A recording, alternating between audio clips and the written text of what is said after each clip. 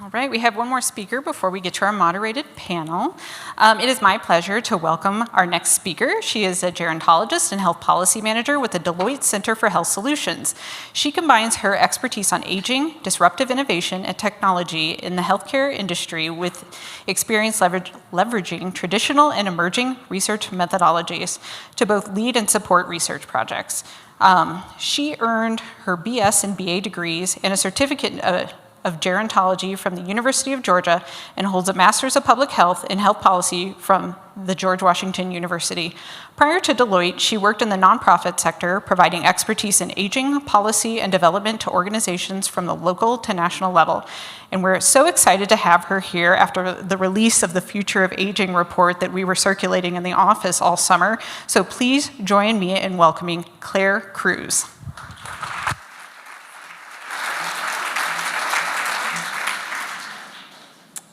All right, can everyone hear me okay? All right, so normally I like to walk around and get to know the crowd, but I also use my hands, so holding a mic and walking, and you guys would lose half of my conversation. So I'm gonna stay behind the podium.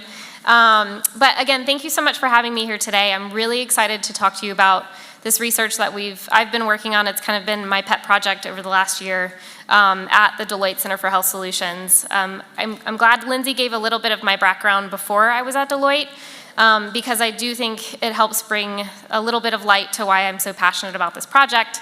My background is in gerontology. I cut my teeth at a local aging services organization in Athens, Georgia, before I went up to DC. So this is a very, very passionate area for me. And I'm really excited to talk about some of the possibilities that we really see for the future.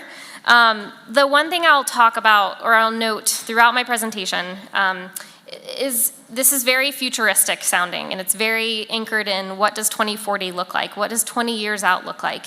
I always struggle to have this conversation with people like yourselves because you're so anchored in today, and that's what's so important, is we really have so many things that we're trying to tackle today while also looking 20 years down the road. So I am trying to kind of balance the conversation between what's going on today, what's going on 5 years from now, what's the hope for 2040 and in the future. So I'll talk about a little bit of all those things. So I want to start with just kind of giving you a brief background on Deloitte and our kind of POV in this space. At Deloitte, we've been very focused on looking into the future and looking at 2040, 20 years out, and what the healthcare system might look like at that time. We really think that by 2040, the entire healthcare system will look very different than it is today. We really think that all the stakeholders, and that's not just life sciences companies, health plans, healthcare providers, but it also includes community organizations, state and local governments. All of the stakeholders that are involved in caring for people today will look radically different than they do today. We really think that that's anchored by a lot of the digital transformation that's happening, not just in healthcare, but in our own individual lives as well. John talked a lot about some of how these are impacting everyday life. This is definitely what we think is going to change healthcare and how we view healthcare in the future. So I want to talk about a definition, and I think you'll probably all laugh that we have to define this, but because this is also obvious to you, but I don't think the people that I often speak to are health plans, health plan leadership, healthcare providers.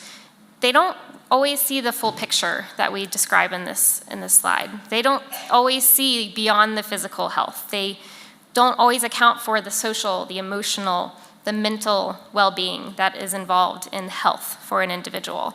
But what we think at Deloitte is by 2040, if they haven't gotten that, they will have been completely disrupted and may not exist anymore, because this is where we are going.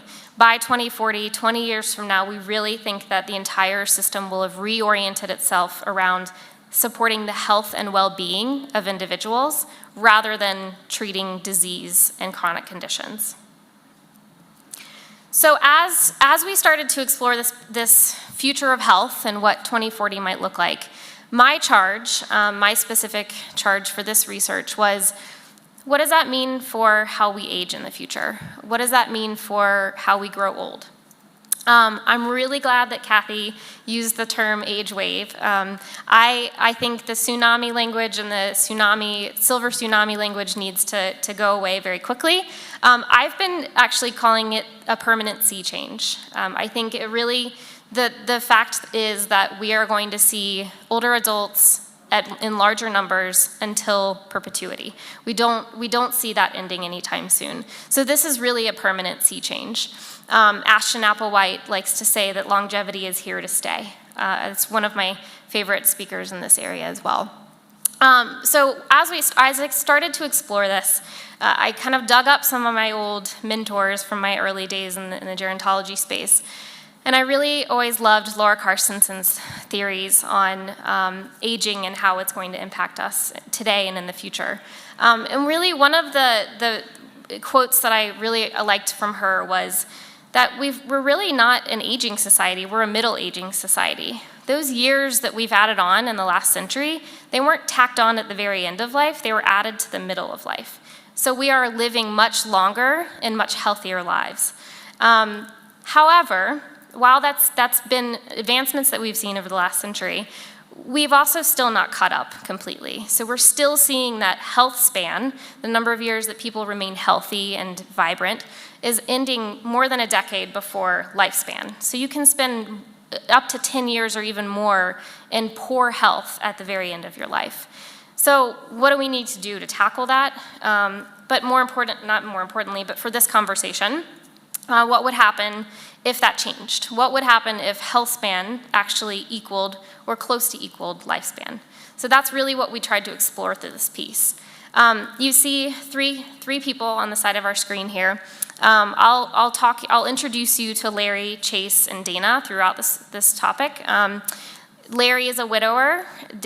Chase is living with a chronic disease, and Dana is someone who has few financial resources. We thought it would be really helpful to help anchor this in, actual stories in consumers and what they might look like in the future, and how they might interact with not only the healthcare system, but how they may age differently. So I'll talk about 4 overarching categories, broad topics, and I'll go through these. What I'll talk about is, I'll give that kind of consumer role. I'll talk through the different stories of the consumers that we came up with. Then I'll also present a vision for 2040 and what we think 2040 might look like, the prospect of 2040. And then I also, again, want to try and anchor this in, what are we seeing today as evidence that this is starting to already happen? These are all of the areas that you all will be very familiar with, so it may not be new information to you, but it's often very new information to some of the people that I talk to on a daily basis, like a healthcare provider or a health plan. So lots of the conversations around, yes, social determinants of health, hi, welcome. Like, we've been having this conversation for years. These are the conversations we're trying to have with more of the private healthcare industry. So I'll talk about what healthcare will treat in the future, how will the future of health change how people work and retire in the future, how will it change the way that people live in the future, so that's housing and community. And then I'll end on a fun note about death and dying, but one of my, again, a favorite topic of mine to talk about as well, so I wanted to make sure I tucked that into this topic, or this conversation. So I didn't mention, so part of this was research that I did using qualitative interviews with experts across the spectrum. People in aging services, nonprofit leaders, technology companies that are working in the aging space. So we really tried to get a broad swath of experts to talk to us about this topic. And so I pulled out quotes from some of those conversations. One of them, I thought this was really helpful to really start to talk about the differences between social isolation and loneliness. And I thought that the concept of you can be lonely in a crowded room really helps you understand the difference between social isolation and loneliness. So as we start to talk about the future of health and what the future might look like, again, I'll start with a story about Chase. So Chase is, in 2040, he's 40 years old. He's living with indolent non-Hodgkin's lymphoma, and he's been living with this disease for several years now. He has a biosensor monitor that's embedded under his skin, and that is something that he and his health advocate talked about and decided this is going to be helpful for him as he monitored this disease. Part of his plan also is that he administers his medications at home. And another part of this, importantly, is that those medications are sent to him as needed. So he doesn't have to go into the pharmacy to actually get them. Another part of the way that Chase is supported throughout this condition is that he gets help with his medical treatment. These are all medical issues that the biosensor, his medications are being delivered on an as-needed basis. These are all helping with his medical condition. But what about the other parts of his life, the more important parts of his life, the social parts, the emotional parts? So this is where we really think that healthcare needs to step in more. Again, not an unfamiliar conversation for anyone here. So we have some people that we really think will be foundational to the healthcare system in the future, and we can call them a number of different names. One of them I think we've used throughout today is care manager, case manager. Health advocate could be another term for this person. So you'll see a lot of our stories involve something like a health advocate that is paired with this person to help them through their journey. So Chase, his biosensor monitor, notices one day that he's had a change in his readings and that it really should require a lifestyle change. So his health advocate and him meet to talk about that, what that means. They together decide ways to adjust his medications to fit his lifestyle. She also prescribes a well-being routine that is fitness, food service, and a wellness coach.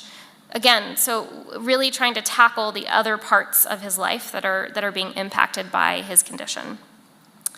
So this is just, again, one vision of how a consumer might interact with the healthcare system in the future. We'll hear from Chase again toward the end of this story, so his story is not over yet. But I wanted to, again, talk about kind of this vision for 2040. So by 2040, we think that care will be everywhere. AI, so IoT, care everywhere. Sorry, AI is like the term that you use every day, but then you don't remember what it stands for. Artificial intelligence, yes, I use it on a daily basis. But so artificial intelligence, machine learning, cognitive computing, all of those buzzwords around technology, we really think that these will just be table stakes for the future of healthcare. By 2040, they will not be the new and flashy things anymore. They will be the foundation of healthcare. And again, any company, any organization that is not using these types of technologies to support their services will probably not exist anymore. This is 20 years down the road. Smart devices, wearables, these will all also be integrated in as well. All of this technology will allow for things like micro-interventions. They will also allow for cures and preventions to happen on a more frequent basis. So when we talk to experts about, okay, this is what we think might happen, this is the potential, what does this mean for the future? A lot of the people that we talked to thought there's some really great potential for us shifting away from a focus on what some people called hard diseases. So these chronic diseases that really bog us down today, diabetes, heart disease, any of those chronic diseases that are really weighing us down, we may actually have prevention or cures for those by 2040. What we do know at the same time is that even if those diseases go away, other things will come up in their place. We're never gonna be robots and completely healthy. But what we think will really shift into focus is more of the soft diseases or soft issues. So that's things like depression, anxiety, social isolation. These will be the things that healthcare really needs to shift into focus if they're able to actually prevent some of these diseases that are bogging the healthcare system down today. So again, I wanted to make sure I anchor this in what's going on today. We're already seeing some evidence that these are areas that we need to focus on today. Just statistics about some of the youth population today alone can really be startling. ER visits for children under the age of 18 have grown 92% in the last 10 years, which is really, for suicide attempts, sorry, that's an important detail, which is incredibly disturbing and scary to hear about. Generation Z, which I don't know if anybody's been listening to NPR in the last 4 days or so, but all they're talking about is Generation Z and the depression and anxiety that is happening in this population. We're already seeing data that they are more depressed and anxious than even the millennial generation that was at the same age. So these are issues that are already starting to come into focus and that we really need to be paying attention today. I want to encourage, if people have questions, that I can do them throughout. So please raise your hand unless that makes things challenging for the organizers. Another thing I did was, we wanted to look at some of the really innovative organizations and companies that are working in these areas. So I pulled out a couple of examples, and I won't talk to all of them because I don't have time to, but some of you may be familiar with Element 3 Health. They're in our backyard. They're based out of Colorado. Neolth is a stress management company. Socially Determined is one that I thought was really interesting, and I'll just talk briefly about. They just got a lot of funding from a number of venture capital firms, but they are using data analytics to figure out how to pull social determinants of health into clinical care. So they are taking data on housing, crime, food insecurity, health literacy, which is a really important topic that I don't think we've heard too much about today. I always think about my days in Georgia. I did research. We actually were doing research trying to figure out how the Meals on Wheels program could be more involved in the healthcare space. And I remember going to a woman's trailer in Cairo, Georgia, not Cairo, it's Cairo. Cairo, Georgia, and asking her about how often she takes her medication properly. And I said, do you take it on an empty stomach? And she said, what does empty mean? She didn't know what the word empty meant. So that's not even health literacy. That's just basic literacy. And how much that plays into that woman's health was just so grounding for me. So Socially Determined is really trying to take all of these factors and use analytics and AI in a new way to actually pair this with clinical care and help people in a different way. So lots of really interesting startups that are operating in this space that we're trying to track on as well. So I won't focus too long on this point, but we really wanted to talk about solutions and things that can be done as we think about what this future might look like. So again, I've talked about it already. I'll say it over and over again, but emerging technology is going to be a linchpin in the future. So I think the important thing for this group is it's not just the healthcare companies, the health plans, the providers. It's community-based organizations, it's state and local governments are needing to start thinking about how do we adopt this emerging technology. As it becomes more ubiquitous, the cost won't be as much of a factor. So how do we get this into our everyday organizational strategy as well? So definitely a very important takeaway for this group, I think. We've already talked about the longevity economy a little bit today. I think lessons that are being learned from the longevity economy and applying them into this space is going to be really important. And that will come from new partnerships and, again, not only healthcare companies working with other healthcare companies, but healthcare companies working with community-based organizations like many of yourselves as well. So moving on to the work and retirement portion, somebody actually just asked me before this, what was my favorite, what's kind of my favorite part of this research? What do I have the most hope for in the future? And now I actually want to change my answer because I said the death and dying part, but I'm tied now for death and dying and work.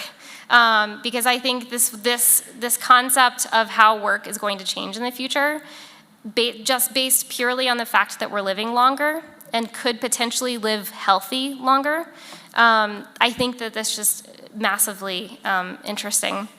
So I really liked this person's quote. I really don't think that people will be using the word retirement in 20 years, which may sound, I think a lot of younger people say that sounds really depressing. That means I'll never retire.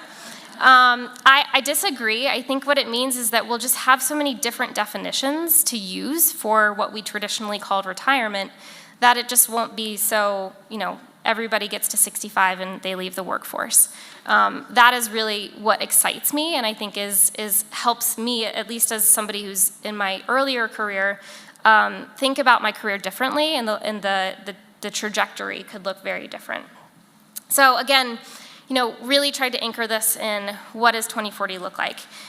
So this is where we meet Larry, who in 2040 is 70, and he's diabetic, but he also just recently lost his wife a couple of years ago. So Sharon died a couple of years ago. It was really the center of his world. So he kind of really struggled when he lost her. But what he did, the other important thing is his children, like many older adults today, his children are spread out. So he really doesn't have much of a support system around him locally anymore. So when Sharon died, his health advocate very quickly met with him to kind of understand, how do we need to support you throughout this transition in your life. So the health advocate, he or she, worked with Larry to give him tools. Virtual assistant was a big one that was recommended for Larry. That virtual assistant can be tied to a local affinity network to help Larry figure out, ways to use his time, volunteer or mentor young people in this community. It also is set up to automatically populate appointments for him, so not only medical appointments, but volunteer appointments, even opportunities to meet with other people who are grieving just like he is. So those are another tool that he was given by his health advocate to help him through this transition. Again, we'll meet Larry again, so I won't tell the rest of the story quite yet, but one of the really interesting things I think about his story is that we thought pairing him with a mentoring organization that helps him use the tools that he had throughout his career and gives them back to a younger generation was a really interesting way that he could continue to stay engaged in life. And this program just happened to have funding, which is laughable to some of you, I'm sure. But that's an important part of this, is that Larry gets paid to continue giving back to his community as well. I know there are programs like the Senior Community Employment Service Program that do things like that. Obviously a very targeted population for that program though. So what does 2040 look like? So again, if we think about if we're living longer, healthier lives, what does that mean for work and retirement in 2040? So we really think that today will shift away from living 25 years off of 35 years worth of income. And again, I think a lot of people who are looking out at that and say, I'm not going to be able to retire in the future, what it really means is I can be more flexible with my career throughout my lifespan. Back to Laura Carstensen, she talks about that, she argues that you should not start working full-time until you're 40. Does that sound wonderful? But it's not realistic today. Yeah, that's true. But I think, again, it's a way to really counteract some of what we think about today, killing yourself for 20 years or 35 years and then going off into the sunset and doing whatever you want. It's just maybe not going to be a reality in the future. We already see people starting to work longer for different reasons, and I'll get to that point in a second. But the other kind of prospects we thought that could happen if we were no longer working the same way that we work today is if you were living healthier for longer and you weren't faced with years and years worth of medical costs at the end of life, would you need all this retirement savings that you've been trying to build up over the course of your work life? Would you need $200,000 in savings just to pay for medical bills at the end of your life if you were actually remaining healthy toward the very end of your life? That might change the way that you make decisions about your career in the future or throughout your life. Another really important thing for this is if we are able to keep people healthy longer, we may not see caregivers leaving the workforce as often as we do. We've talked about some of the things that employers are starting to do to try and tackle caregiver issues. I am very lucky to work for a firm that offers 4 months of paid leave. No matter who you are, it's just called family leave. So if you have a family member, and I think it's a very loosely defined family, so if it's an aunt or a distant cousin, I can leave for 4 months fully at my full pay with no repercussion and come back to work. So that's not just a parental leave program, it's a family leave program.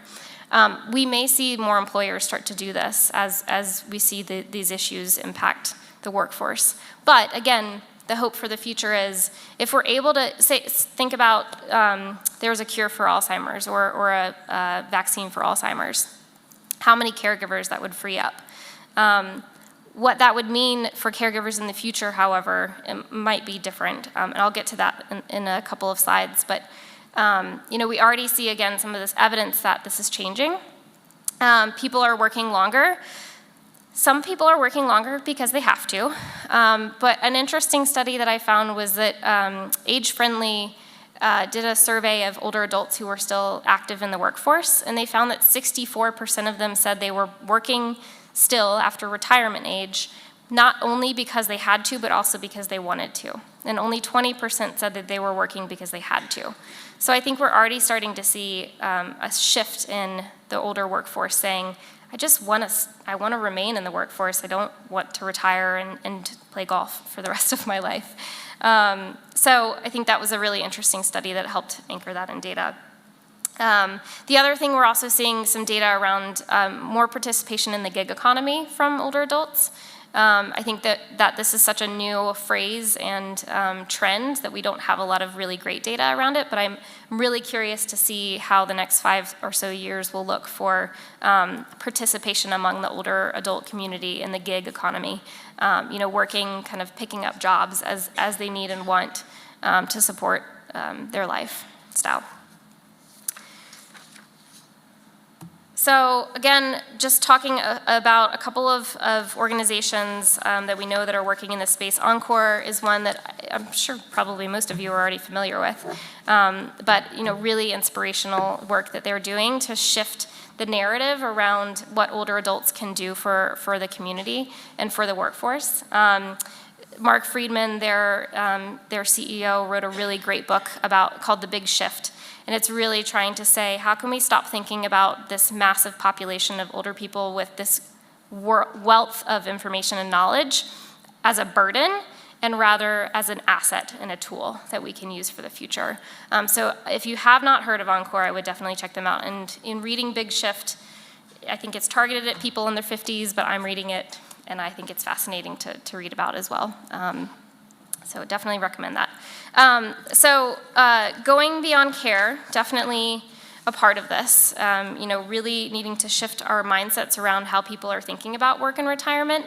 And this goes to everyone involved in workforce. It goes to people who are providing services to older adults as they start to think about retirement. Financial health is going to be an important part of this.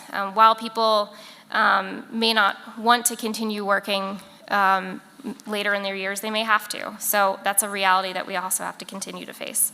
And people may want to retire in different ways than they have before. So I don't think retirement will disappear completely, but I do think that we will have lots of different ways that people define that word in the future. How am I doing on time? I don't know where the clock is in this area.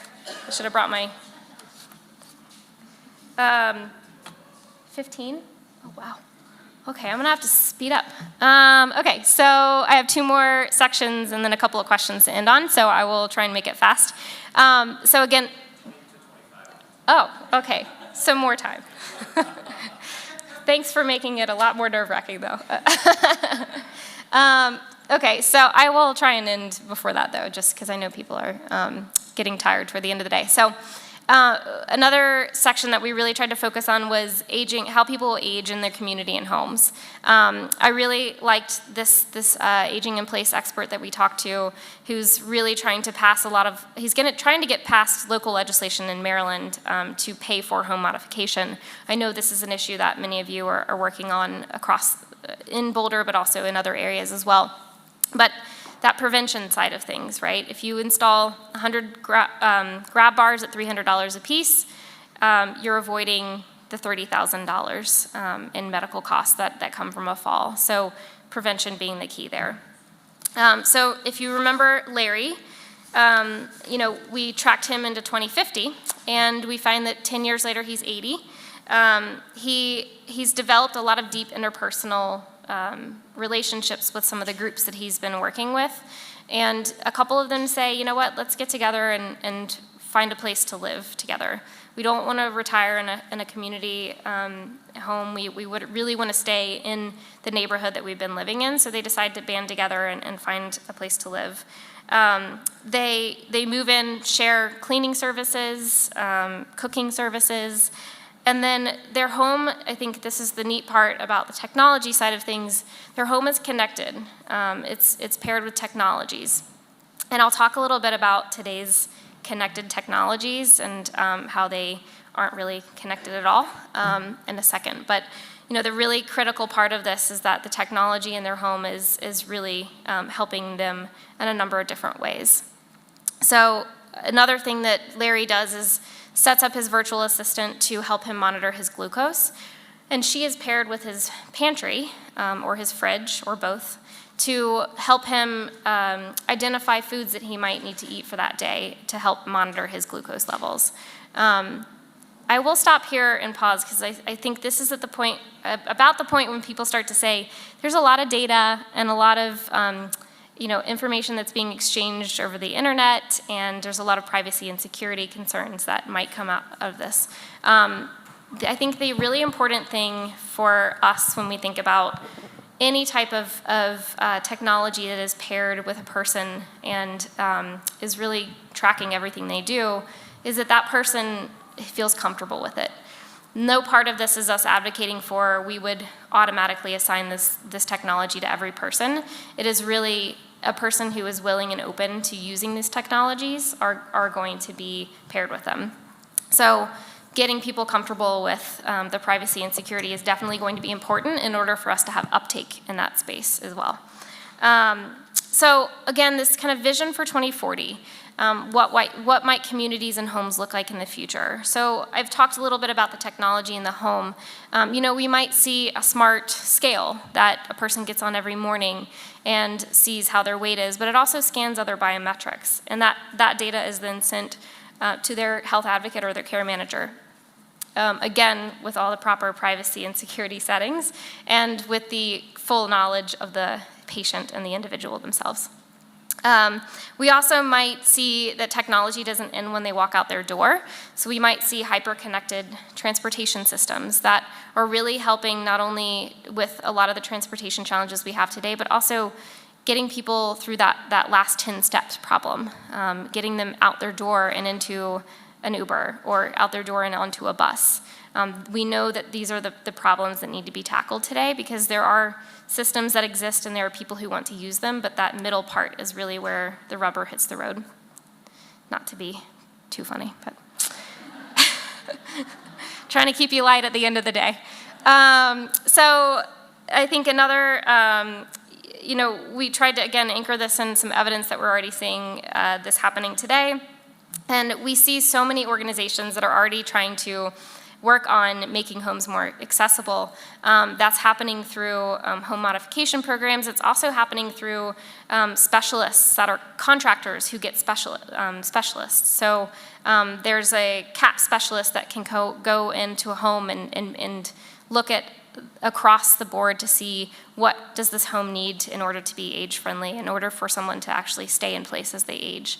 I actually recommended this to my father recently, who just bought a home as his retirement home, and I said, have you had a CAP specialist come out yet? And he said, I don't know what that is. But that's his annoying daughter who's in aging services, who's always bugging him about these things. So the other thing, again, I mentioned is getting over that kind of last mile hump. We really are starting to see some companies, even people like Uber, who are investing in new technology and new services to support people to get out the door and into the Uber. So there's a lot of really interesting innovation that's happening in that space as well. Oh, the point I wanted to make about connected homes. today. So today we have a lot of these new devices going into the home, right? We have Nest thermometers, we have smart fridges, we have the Amazon Alexa, or whatever dot you want to have in your home. But while those are called connected devices, they're connected to the internet, they're not connected to each other. So really, today they're not really doing a lot to change people's lives. So we really think that in the future, the connectivity part will really be focused on interconnectivity between these devices, not just connectivity to the internet. Another really important note, I guess I'll make probably in a couple of slides, but I'll just make it now.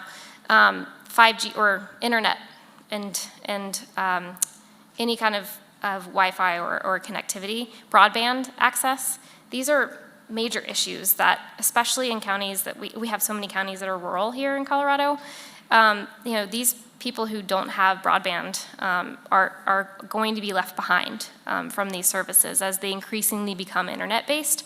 So that is something I know that people at the state and local level are trying to tackle, but it's definitely a big problem in this area. So a couple of examples, again, of some companies that are working in this space.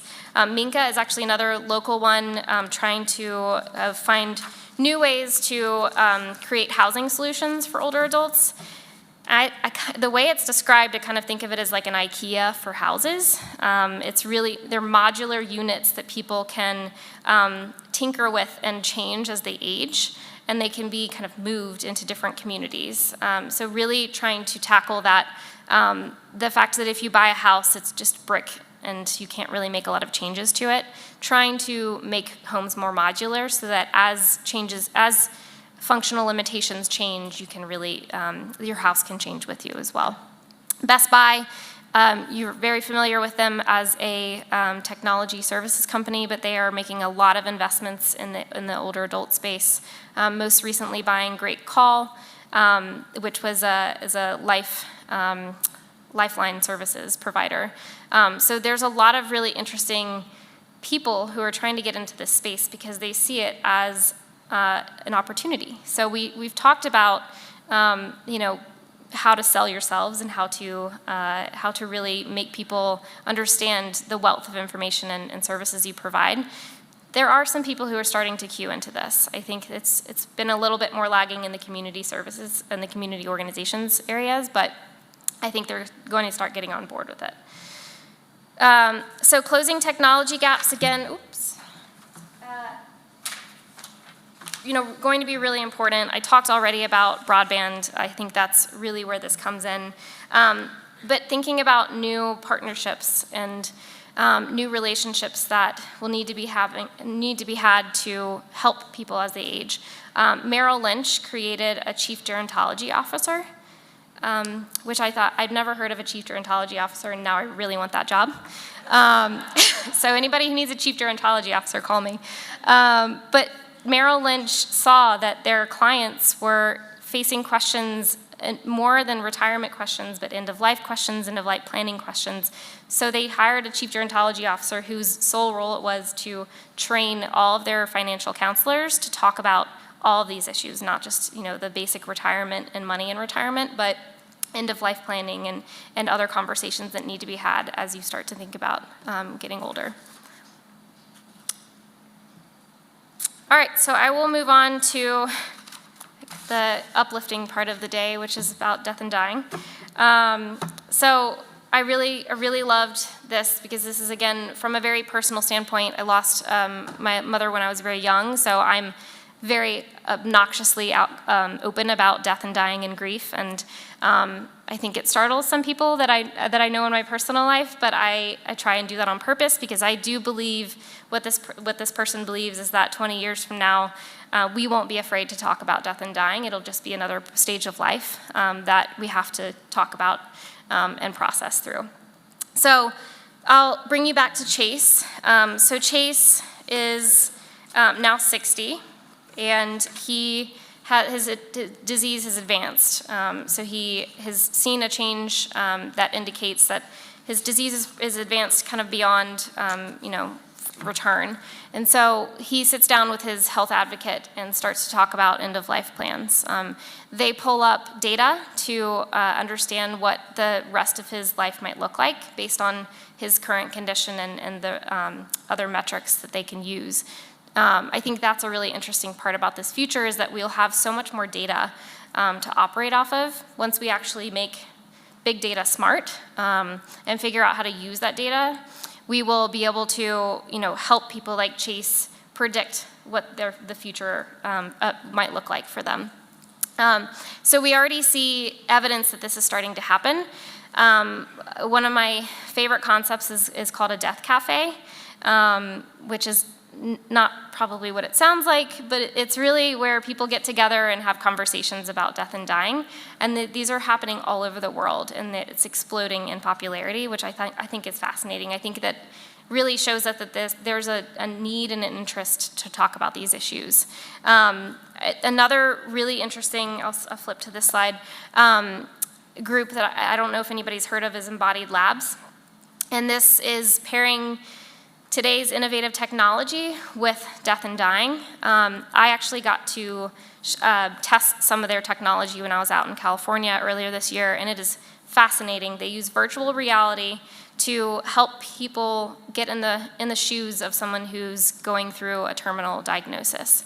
So they have a couple of different scenarios that you can play out in the virtual reality world. And one of them is being a patient who's received a terminal diagnosis, and you're sitting around their family members and seeing how they react to you. Another one is actually experiencing, as close as we can think to experience, the actual very end of life in a hospice setting. So really powerful technology that is used to help not only train healthcare professionals, but also caregivers. So they are not only targeting doctors and nurses and other healthcare professionals that work a lot with terminal patients, but they're also targeting caregivers. So just an unpaid family caregiver who says, I don't know what my loved one is going through, can you help me understand? So I just think this technology is really fascinating, and I think the potential to apply it in a lot of different areas is going to be really interesting in the future. So again, talking about how we need to move forward and what this means for next steps, really needing to arm healthcare professionals with new tools. I talked about, Embodied Labs. I think that's one example. Forging new partnerships, whether that's, pairing, putting more palliative care trained professionals into different settings is, I think, going to be extremely important in the future as well. So I want to end, I'll first, I guess I'll introduce you to Dana, but I like to end with these two big questions because I think they're really interesting thought questions, and I hope that at least this presentation lets you take away some things to think about for the future, and maybe some hope. But Dana is the third person that we came up with, and in 2040, Dana is 60, and she is not particularly, doesn't have any chronic disease, but she's, not really focusing on her health. She's got declining mobility and she's at risk for depression. So her health plan offers her a membership with a local community health hub. This could be something like a grocery store. It could be something like what Walmart is trying to set up in Dallas, Georgia. We talked about this last night at our dinner. Trying to integrate not only the healthcare services, but other services that people use in their daily lives to get healthcare more front and center. So a local community health hub could be an example of that. So her health plan offers her a membership to that, and she thinks, all right, let me try it out. So she likes that she can go and get her groceries and get her healthcare needs done in the same place.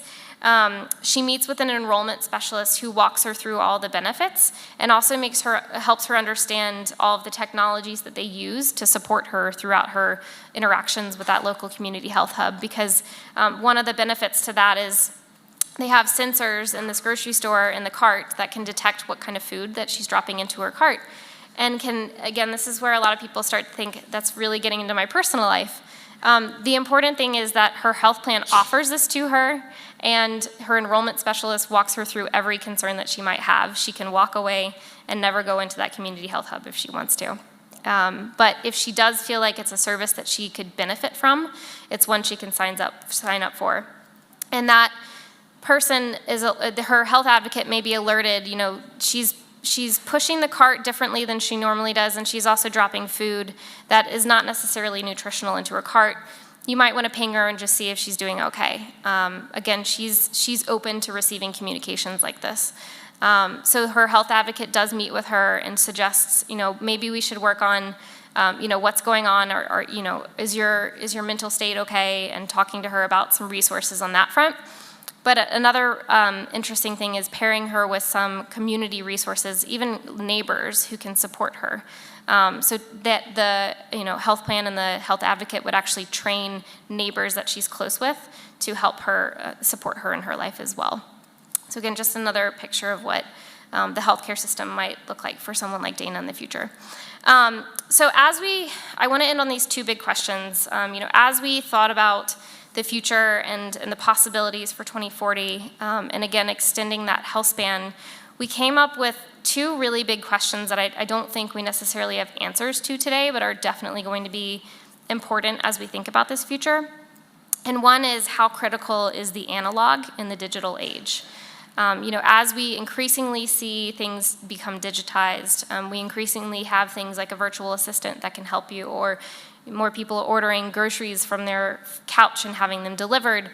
We're losing out on a lot of that analog of our lives. We're losing out on that social connection. So how will we handle that in the future? And I really think that this is where we need to step in and think about how we're pairing digital services with local and in-face services as well. So it cannot be one or the other. The other one, again, is what role will caregivers play in the future? And I think that, again, this is, to me, an optimistic view on the potential. So if we had a vaccine for Alzheimer's, and all of a sudden the caregivers that would have been having to leave the workforce or be stressed out by providing care for a loved one with that disease, they no longer need to do that. But what would that free them up to do? Would free them up to actually do the things they like about caregiving, which would be continuing personal connections with people, really focusing on what they're good at, which is loving people and caring for people. So I have an optimistic view about this future and what it might mean for caregivers. It doesn't mean that they won't exist in the future. It just means that they may have different roles in the future. So with that, I will end. Do I have time for questions, or do we want to move on to the panel? Are there any questions? Oh, Claire, this is Kathy. I have a question. It's about technology. Okay. So I ran across a problem 12 years ago, and I'm wondering if you've solved it yet, which is, what are the outcomes? Do you spend time thinking about, with the technologies, the practical, what do you want me to buy? My concern is that technologies are so cool and moving so quickly that, are we developing an evidence base? Because they can come in through a private market, kind of capitalizing on both hope and fear. Do this, you'll stay healthy longer. What do we prove with technology? Because that's where government investment will come. Great. Tell me the technology that proves a health outcome. Same standard as you would for any other service. And do you see those kinds of outcome measures coming for technology? I think that is the challenge with a lot of these emerging technologies, is that they are so new, and there's still a lot of use cases being tested. I don't think, especially when we talk about things like AI and cognitive computing, and we talk a lot about blockchain at Deloitte as well.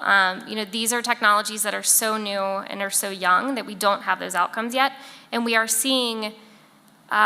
We're seeing where it can be dangerous. We saw some really big failures from Watson as an example, which was, said to be this life-changing technology that would help surgeons or help diagnostics in the future.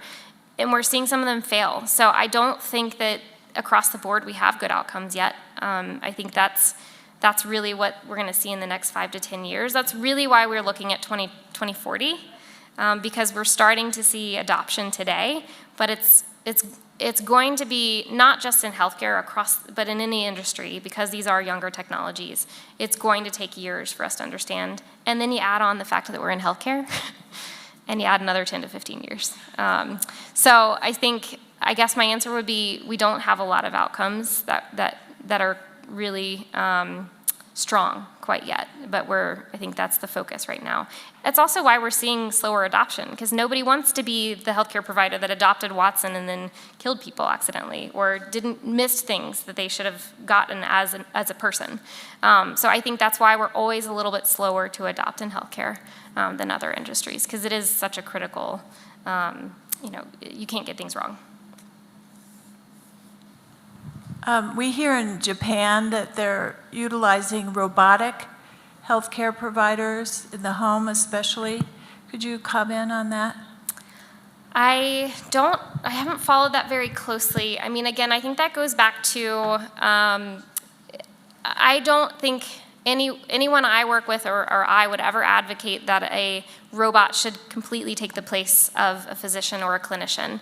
I think that robot should be paired with a person, because the robot can bring the analytics, the efficiency that a machine brings, whereas a person can really bring the compassion and the care side of things. So I think those pairings, that's really what I was trying to end on with this big question back here of how critical is analog in the digital age. That's really what I'm trying to get at with that question. And my answer to that question is very critical. Anyone else? I'm wondering about, you can collect all this data, but who's looking at it, and how quickly do they act on it, and who pays those people to look at it? So I just see that you get all this stuff, but what the heck do you do with it? Yeah, so I used the phrase making big data smart. That's where we are today. We have big data, it is not very smart yet. So there are a lot of people working to make big data smarter. Socially Determined, I think, was a good example of a company who's trying to capitalize on, we know how to make this data actually work, and pairing it with the different data sets that actually get us to insights and help people. So I do think there are some early and emerging leaders that are starting to figure it out.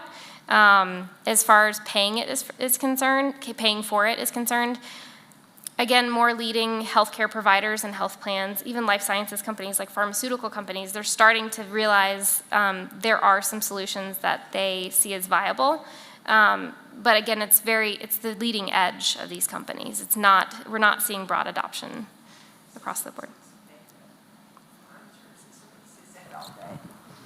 But that is, I didn't talk about, workforce issues of the future in that sense, but we talk about that a lot in healthcare, and the dire need that we have for people with these backgrounds in data science and all the new analytics capabilities. We see a real lacking of that workforce. It's starting to get bigger, but I think that's going to be even more critical in the future, which is why everybody's telling their kids to get into STEM and pick up computers at 2. But again, I also still always like to anchor it in the analog is going to be just as important. As someone who cares and who has empathy for another person, that's not going to be something that a robot or a computer can ever emulate, at least not yet. They're trying. It's not going very well, though.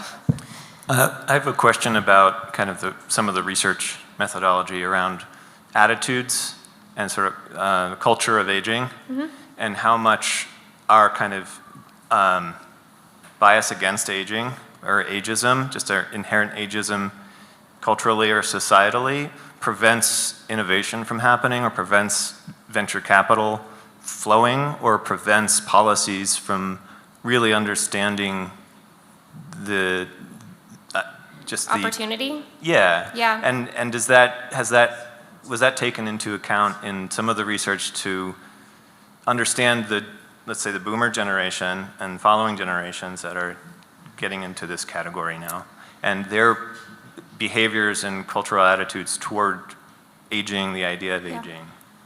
So I didn't really focus on that too much in this project, but I can say that there is, again, we've heard the term longevity economy, And I think there's a lot of really interesting thought leaders that are trying to shift that mindset.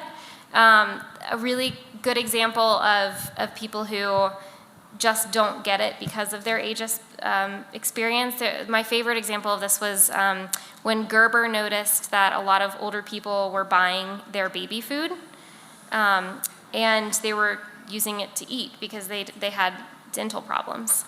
So they decided to come out with a senior-focused product that was baby mush, basically, focused at older adults. But they actually marketed it as, food for older people. And nobody bought it because no person wants to go into a grocery store and buy a product that it means I don't have teeth, I have problems eating because I'm old.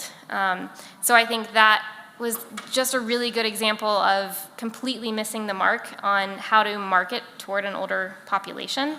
An older person can always sell a story of I'm buying baby food for my granddaughter or grandchild.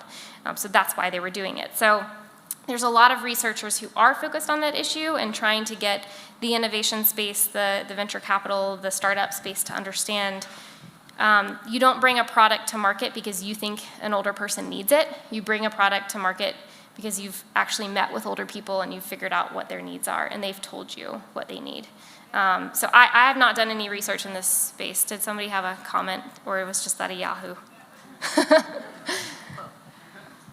I've had the opportunity to meet with a lot of startups, and because we have a lot of innovation going on, 1010 folks, Aging 2.0 folks come in, talk to me, they tell me all these great ideas, and sometimes I say, well, yeah, that kind of exists, and maybe you could talk to these people. No, I don't want to talk to those people.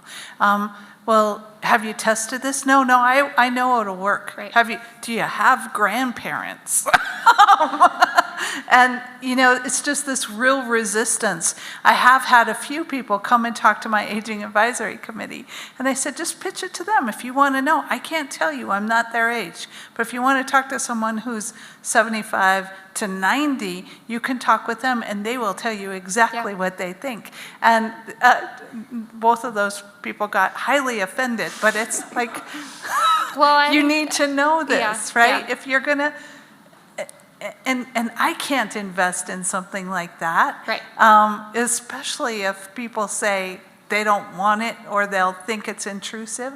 Maybe by 2040 that'll work, but right now, no. Yeah, I think another really interesting organization that I'm sure you're probably familiar with already, but OATS, the Older Adults Technology Services, I love their idea of empowering an older adult with tools to make business ideas work in today's age. So they are so much more than a senior center that helps people learn how to use computers. They are really giving older adults that have business ideas or who are entrepreneurial in nature the resources to take their ideas, because that's where the innovation is going to come from people who actually experience these things. It's not going to come from a 20-year-old who's read some books about the issues people face as they age. I also always think it's really funny when you read about like a 65-year-old who came up with this business model and was completely missing the mark, and it's like, would you use this product yourself? Because you are your target audience right now. Because many people in the innovation space are older adults, and it's our own even internal ageist bias that we have to get over, I think, too. So any other, am I still good on time? I don't want to just take the whole, okay. First of all, I wanted to say thank you for bringing your youthful voice to normalizing the conversation around death and dying. That's one of my particular passions, but that's the only way that we will be able to live well until the end, is if we explore that. And would you go back to the contact slide, please? Yes. Thank you.